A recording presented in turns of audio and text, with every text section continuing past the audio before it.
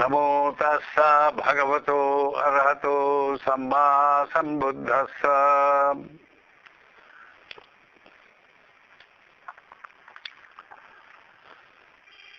The subject of the discourse today is Vishdhi Magga.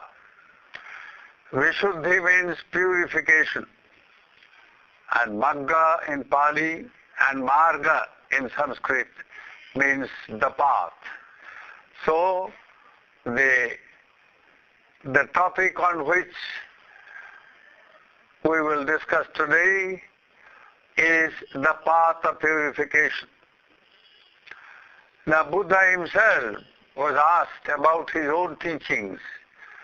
He said the Buddha was known that he is a discoverer, not one who follows on the beaten path, but one who chisels out a new path altogether for himself and for the whole world, for the good of all. So Buddha's discovery of ultimate truth was put in the form of what is called the middle path, the path that avoids the two extremes of self-mortification on one hand and self-indulgence on the other hand. Kamesu kama sukhalikanuyogo. The involvement in sensual pleasure through everything in life. All that one seeks is pleasure, enjoyment and happiness.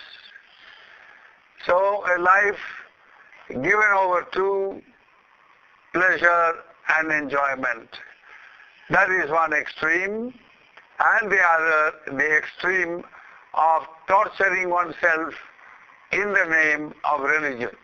Now both sensuality and self-mortification are practiced in the form of religion or in the name of religion. And that is the greatest tragedy of all. Because when religion is associated with an extreme practice, it acquires respectability. And therein is the matter in the sense that it perpetuates ad infinitum, endlessly.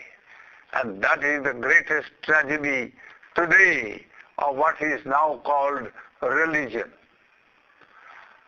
Religion throughout the world is very much mixed up with commerce, money-making, sensuality, torturing oneself, violence, terrorism.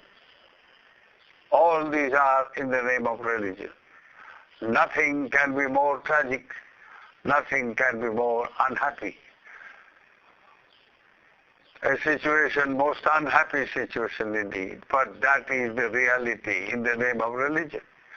Now Buddha went totally against that current of religion, that kind of so-called religion and how it can degenerate. Not degenerate in the sense of social degeneration, but degenerate mentally, morally and spiritually. And that is the greatest degeneration. And that has occurred in the past and is occurring now, all in the name of religion. So every seeker of truth, every seeker of excellence, in the sense that life is a moment-to-moment development, and every performance of action, either by way of bodily action, verbal action or mental action, should be such that the previous one is excelled by the present one. When whatever we do now means excelling what we did in the past, that is the measure of progress. That is how we can measure how we are progressing. Now that is the measure of Buddhist life. A life of excellence. From moment to moment we must excel our previous performance and move on the onward path to liberation, Nibbana. That is the goal of spirituality. And that is the goal also of a meaningful life. So every upasaka and upasika who follows the teachings of the Buddha, this must be kept in view, that the life of a Buddhist is dedicated only to one goal, namely freedom, liberation from all sufferings. Sufferings created by life itself, sufferings created by involvement of life in an endless chain of birth, death and rebirth. This wheel of existence, samsara. Now, when we think of liberation as the goal of our life, this liberation must be acquired from moment to moment. It should be visible here and now through every action, every thought, every speech. So the path of purification, the subject of the theme of discourse today, is exactly this. That a path of excellence where your deed is measurable, quantifiable in terms of moment-to-moment progress, in terms of excelling the previous one and going ahead in a way that you can measure, you know that you are going ahead. Now, for instance, to give a few examples, Lobha, dosa, moha. Lobha is greed, desire, lust, sensuality. These are the terms. Dosa is hatred, grudging, enmity, resentment, and all such negative mental conditions. Moha is delusion, ignorance, and such mentally, that which blinds the mind. One becomes mentally blinded when affected by delusion, moha. Now these three are the roots of all unwholesome activities, meaning those activities by which one gets involved in samsaric existence. One defiles the mind, and one, instead of progressing, one regresses, goes backward instead of going forward. So now, these three factors can be made the test for one's how one excels in life from moment to moment. Now if a person is given, let us say, to eating, to gluttony, now just have a look, my dear, around you and in your own family. How much time goes in planning about what you are going to eat? Let us say in the morning a breakfast, and then having had a good breakfast, you start thinking about the lunch in the midday, and keep on planning and imagining, and that is how you develop your brain. And then having had a good lunch, lie down, snore, develop your delusion, develop your ignorance, develop your laziness, all those factors that contribute towards involvement in raga, dvesha, moha, or lobha, dvesha, moha. Then again in the evening you think of what a nice dinner you are going to have. Now this tremendous concern and involvement in the process of eating, if you think deeply and very seriously, what is it that makes us eat? One should eat to live. one should not live to eat. That is wisdom. But the fact is, the whole world is so caught up with eating that you go on count the types of shops and commercial establishments that you have in this very city or elsewhere in the world, you find the eatery or the eating houses, the restaurant, the hotel, they number the greatest. You have the greatest number of eating places. And that is the measure of how humanity is caught by this one action. This is just one action. And there are many such again. So now, the measure of spiritual progress in terms of eating is very visible. Now, for instance, if a person is given to eating, a lot, a big gluttony for that matter, then he or she makes his or her mind and says, well, I am going to eat to live. I am not going to live to eat. Simple principle. And then he or she eats exactly such food that is good for the body, that doesn't contribute towards obesity, fatness, or further greed, or further tummy trouble. How much of tummy trouble there is in the world? All for overeating or wrong type of eating. So now, you make up your mind and you say, no, I shall eat in moderation. Meaning, just what is required for the body and for a healthy life. Nothing more or less. So you discipline yourself, and then you can see that day to day you will make progress. So after maybe 15 days or a month, your eating habit has changed. You no longer crave for this food or that food and dream for this food and that food. No. So this is one way one can measure one's spiritual progress. Similarly, now for instance, dosa.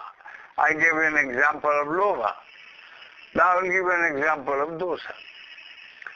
If you train your mind, if you develop what is called mindfulness, that means attentiveness. Be attentive to whatever you are doing, attentive to whatever you say, attentive to whatever you think. Now you just be mindful, attentive to all, whatever you are doing or saying or thinking. After all, life can be reduced to just action. That is what we do from morning till night. Whatever issue, you be mindful and see what is life. Life is nothing but a series of actions in three different modes: bodily action, verbal action, and mental action. Now, just watch what kind of thought that occurs to you, or what kind of speech that occurs to you, or activity that you are caught up during, just let us say, just one day.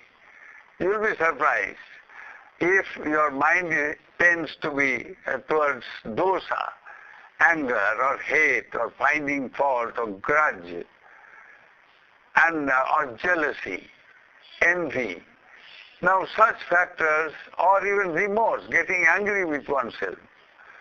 So, now these factors are very dangerous factors, but that is exactly where the mind gets involved. Like and dislike, finding fault all the time with everybody in the world, but never with oneself. Now just judge your own activities in terms of how many thoughts are angry thoughts, or rooted in dosa, or dvesha, or vairi, and how many are rooted in love, or compassion. Now if you just judge yourself and mindfully make an assessment at the end of the day, how many of your thoughts and actions and speech were rooted either in negativity of anger, hate, etc., or in the positive side of love and compassion and helpfulness, service-mindedness, generosity, some of these. If you now judge yourself in these terms, you can measure exactly how you are progressing. You can measure how you are excelling yourself on the spiritual path from moment to moment, from day to day. So it is not just a very nice sounding and catchy phrase of this progressing and so on. No. It's a very measurable, quantifiable progression. That is what religion, spirituality is. And to that extent, it differs from religion. Religion has its own place, there is no doubt about that, and that is required. But how? Religion is something, it's an institution which human beings have established in order to perpetuate all the good things that human beings have been endowed with, or human beings develop or discover or invent. So now a person develops something very great, very sublime, and when the time comes and passes away, and if there is nobody to hand over, that knowledge or accomplishment is gone there. There it is over. So the institution of religion has been so construed on the basis of spiritual values and moral conduct and mental purity that it is capable of passing on the heritage of goodness, the heritage of nobility, heritage of wisdom and virtue from life, from generation to generation. That is the purpose of Dhamma in the sense of religion. And that is exactly what the Buddha described his teachings to be as religion. But basically in the individual level, now there are two levels in which you should judge this. One is the individual level, the other is the collective level.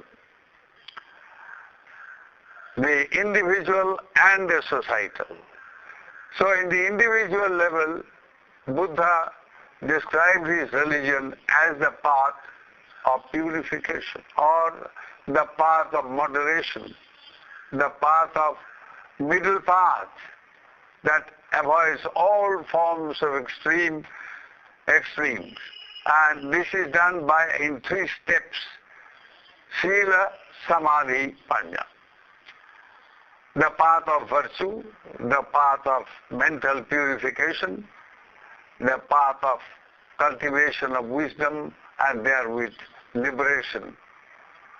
So now this can be further diversified in the form of the Noble Eightfold Path. That is to say, right understanding and right thinking, these two constitute development of wisdom. And right speech, right action, right livelihood, these 3 constitute the development of mental purity, and right effort, right mindfulness, and right meditative concentration. These 3 constitute, you see, the development of mind. And the previous one, I'm sorry, it must be the other way. The right speech, right action, and right livelihood constitute virtue or sila, or the development of morality. So in the Noble Eightfold Path, reduced to the 3 factors, or the 3 factors again diversified into Noble Eightfold. Now if you turn this Noble Eightfold Path into a day-to-day way of living, right living, it amounts to path of purification. Now, part of purification should be therefore understood that it is a process of excellence. You excel from moment to moment or from day to day in the purification of your actions. After all, morality is dealing with action. What is good or what is bad, that is morality. Morality is not created by anybody. It's a law by itself.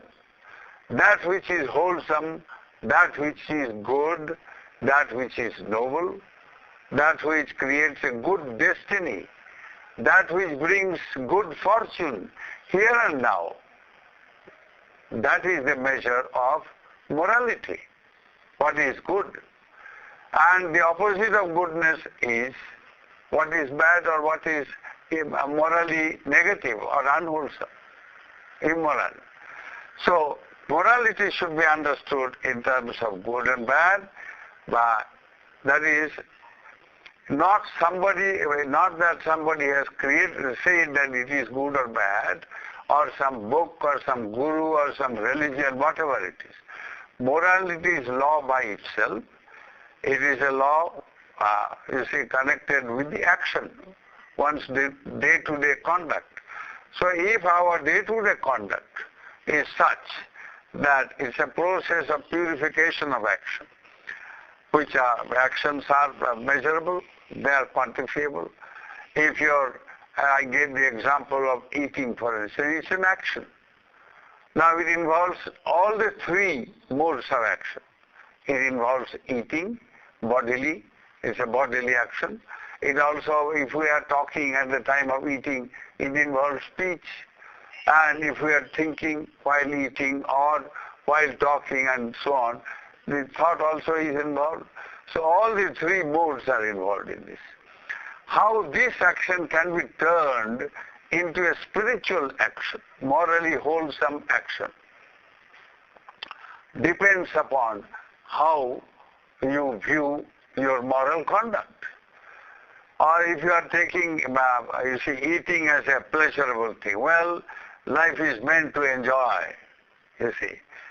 The materialistic outlook where you say, yes, eat, drink and be merry.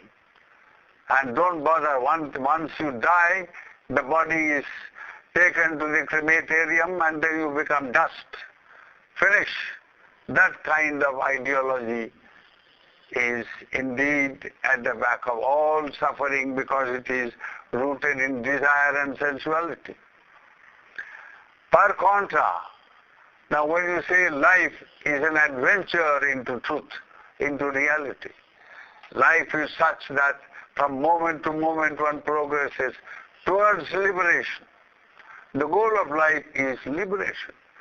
To begin with, a measurable, if you want to measure how you are liberating yourself, it simply means how you liberate your mind from greed, how you liberate your mind from hatred, how you liberate your mind from delusion, how you behave in such a way, your manners and your behaviors are such that it's a liberating experience.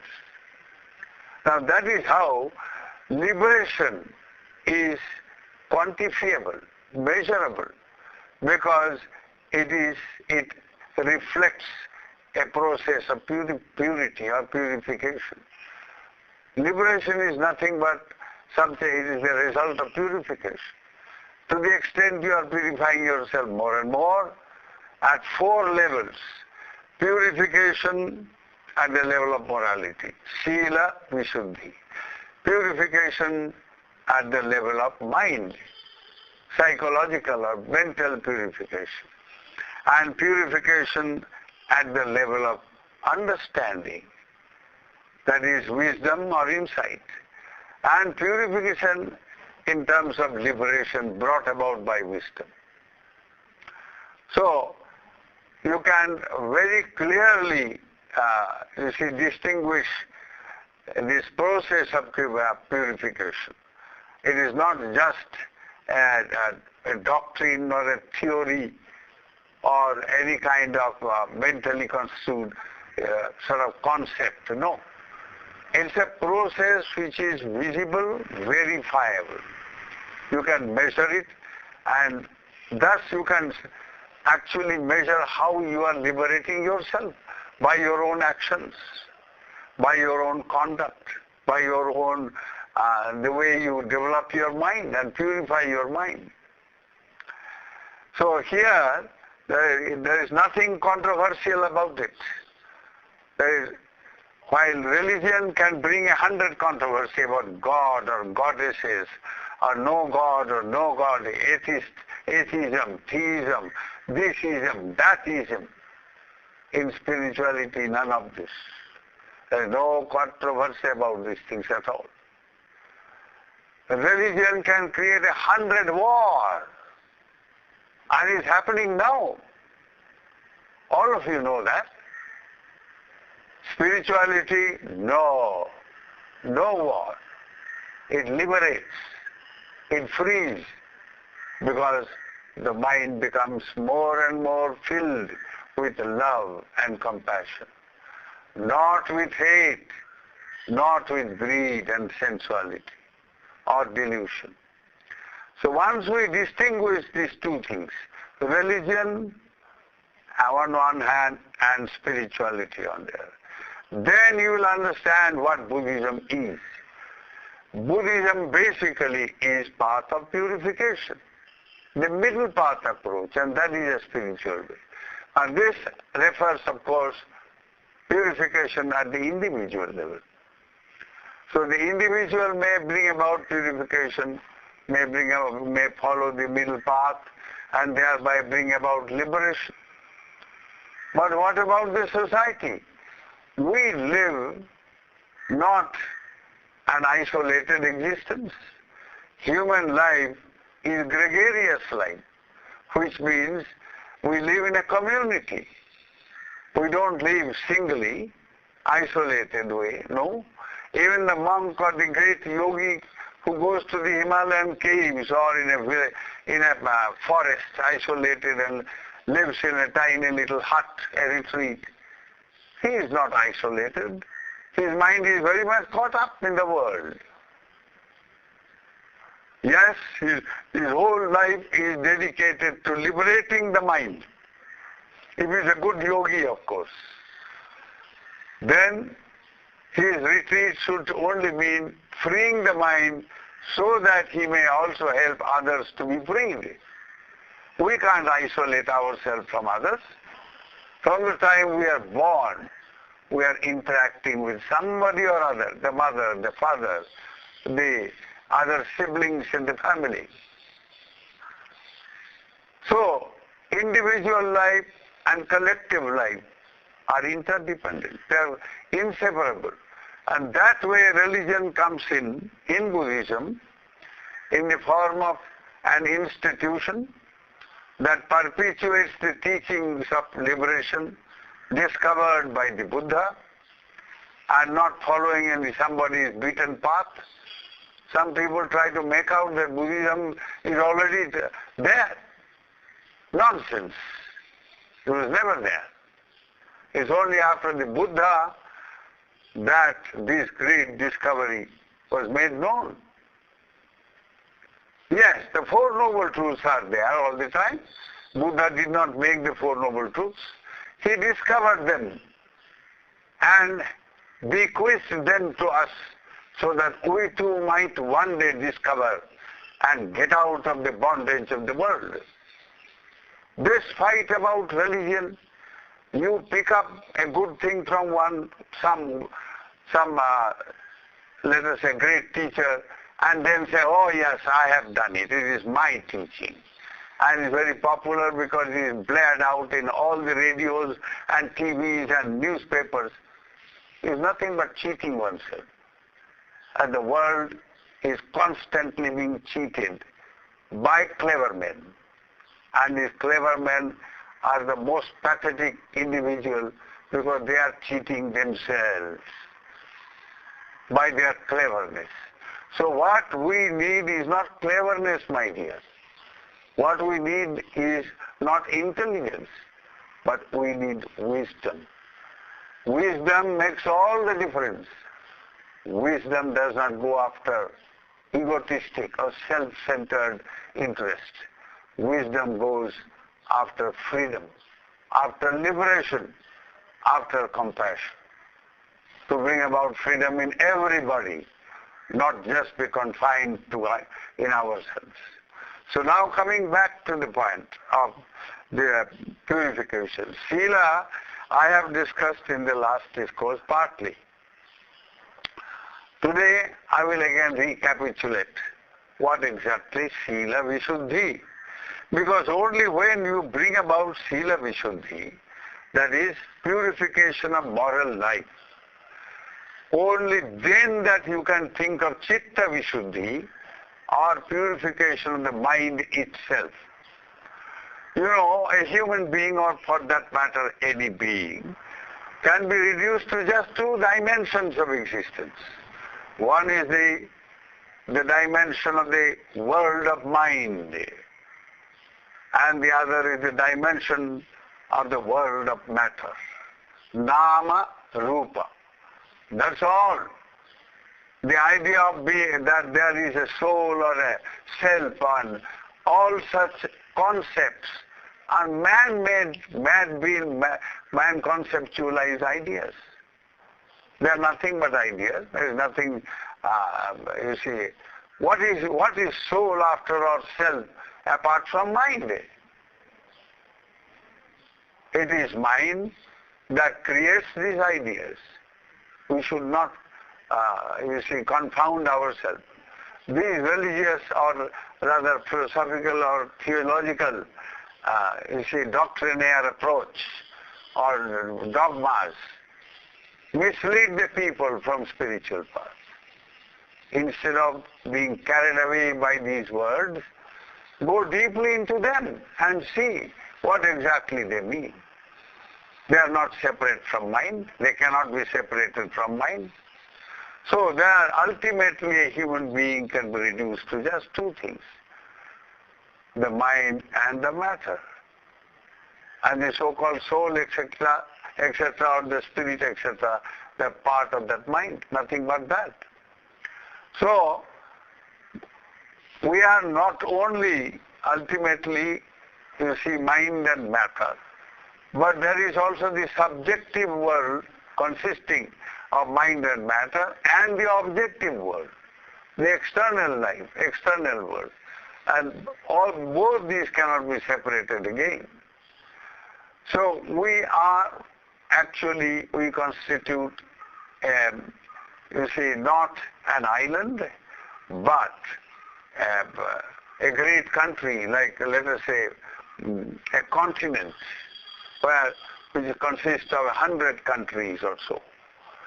So that is what we are, and this Vishuddhi, process of Vishuddhi, therefore, will have to be such that it is very integrated, it is multifaceted, and it has many dimensions. So here you start with purifying your actions, and then that leads to purification of mind. And when the mind is purified, that brings about the purification of understanding. All that human beings have created in the world, science and technology, humanities, all the various branches of knowledge, all accomplishments in the form of skill, and whatever that you can think of, all that has come about due to understanding things in a certain way. It is the creation of human mind. It is that which has brought about all these various accomplishments and various branches of knowledge, skill, art, everything. So if this understanding can be properly purified, if this can be developed and brought to its fulfillment, there is nothing that a person cannot achieve. So purification also involves purification of one's understanding of things, which starts from, you see, purification of perception. Understanding consists of knowledge. And knowledge starts with perceiving things as we, in a sensory level and then at the psychological level. So purification here therefore involves a very, very big, very complicated scheme of purification, of inner life. So then once we bring about purification of understanding, and we understand things rightly and correctly, and therefore in a way that only improves the quality of life, one's own and others, then the next step is purification of wisdom itself, which means the penetration into the reality of everything that exists. Wisdom is concerned with truth, just as morality is concerned with good and bad. And psychology is concerned with the nature of mind and the potential of mind. And understanding is concerned with how to make the best of one's moral and mental and spiritual potential. So now at the wisdom level, the reality, the truth behind everything, the truth behind morality, the truth behind mind, the truth behind matter, truth behind any accomplishment, anything in life. So the search for truth, the attainment of truth, realization of truth, that is the business of wisdom. Now this wisdom itself, after all, is something that is in our mind. You can't separate wisdom from mind. So when you purify the mind, you purify your understanding. And when you purify your understanding, you purify your wisdom. And wisdom is not the end again. We live in a world of step-by-step progression. So wisdom leads to liberation, freedom. Ultimately, when Buddha was asked, what is the ultimate purpose of life, Bhagavan? Oh Lord, what is this business of living? Why do we live? What is the end of our life? Bhagavan said, look, a very beautiful analogy, he says, this vast ocean, miles and miles and miles, deep and deep, it has only one taste, the taste of salt. And this life, which is as vast and profound, as complicated and complex, has only one purpose, the purpose of being free, liberated, and liberated from the bondage created by mind itself. So this liberation is the ultimate measure of purification. Purification has one aim alone, namely bringing freedom. If you purified yourself in the action level, bring about moral purification, you are liberated from all misfortune. You are liberated from all suffering that comes from lack of morality, lack of ethics, lack of good conduct, lack of goodness. So morality brings about freedom in the form of all good things of life that we enjoy. Why do you think in this world there are rich people and poor people? There are lucky people and unlucky people. Why these inequalities which no system of politics or economics or any other system can remove? Humanity is steeped in inequality, my dear. Have no delusion about it. The so-called idea of equality, yes, that refers only to equality of opportunity, not that everybody is equal. No, that doesn't happen. But that does not mean that you must believe in a hierarchical system like the caste system or racism. No. Inequality is in terms of ethical life, in terms of ethical endowment. A child is born poor in a poor house. No God has done that. That child has lived an ethically negative life in the past and is paying a price for that. But he can become rich, he need not remain poor. Buddhism does not condemn a person from birth, saying you are born in this caste, therefore you will die in that caste. No. You are born poor, therefore you are condemned to be poor. No. You can be rich. You are born fool, you can be wise.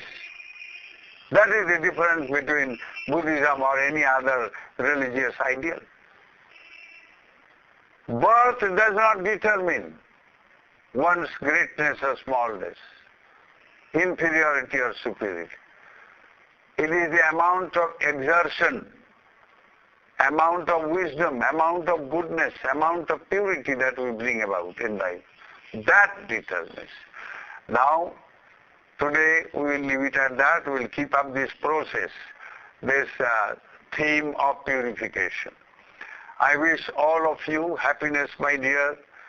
All the devotees that you come from various places, keep in your mind that life becomes meaningful only when you excel from moment to moment and excel in terms of purification.